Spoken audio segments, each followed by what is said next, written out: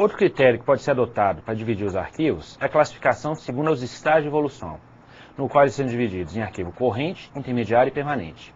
Essa divisão é muito conhecida como teoria das três idades ou ciclo vital dos documentos, e constitui o principal assunto cobrado em arquivologia nos concursos de nível médio. Então é uma parte importante a ser destacada.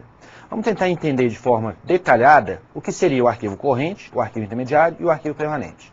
O arquivo de primeira idade ou corrente é o primeiro arquivo no qual os documentos são guardados. Então é importante destacar nessa fase vários detalhes importantes. Primeiro, a fase corrente é a fase em que o documento é criado. Então todo documento passa primeiro pelo arquivo corrente. Na fase corrente são guardados documentos mais novos e muito utilizados na instituição. Então essa fase é constituída de documentos frequentemente utilizados. Outra característica importante da fase corrente é que nessa fase os documentos tramitam bastante. Tramitação significa o documento circular dentro da empresa.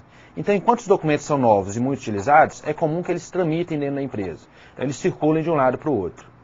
Como a fase corrente é constituída de documentos novos e muito utilizados, é importante que esses documentos estejam localizados em locais de fácil acesso. Locais que o usuário, no momento que ele precisa daquela informação, consiga localizar de forma rápida e eficiente. Então, o melhor local para se instalar os arquivos correntes da empresa são os próprios setores da instituição. Na prática, cada setor vai ter o seu próprio arquivo.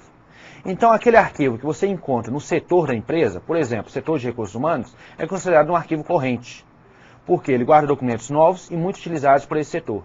Esses arquivos instalados em cada setor da instituição são chamados de arquivos setoriais. Na prática, a fase corrente é constituída pelos arquivos setoriais da instituição.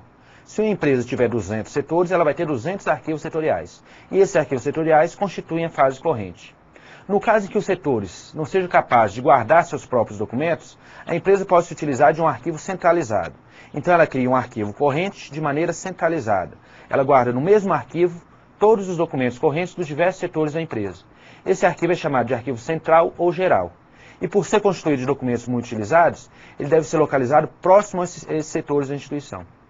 O arquivo de segunda idade, por sua vez, é aquele que guarda aqueles documentos que deixaram de ser muito utilizados. Então são aqueles documentos que já são mais antigos e que agora o setor já não tem tanta necessidade de uso frequente. Como eles ainda são documentos que podem ser consultados a qualquer momento, eles devem ser conservados para que no momento que o usuário precisa dessa informação ele consiga localizar. No entanto, como eles são pouco utilizados, podem ser guardados em um local mais afastado, onde o setor, no momento que ele precisa dessa informação, consiga buscar esse documento. Esses arquivos são chamados de arquivos intermediários. Então, na prática, o arquivo intermediário é aquele arquivo que guarda os documentos mais antigos e que são pouco utilizados. Então, nesse arquivo, os documentos vão ficar guardados até que o setor não precise mais dessa informação.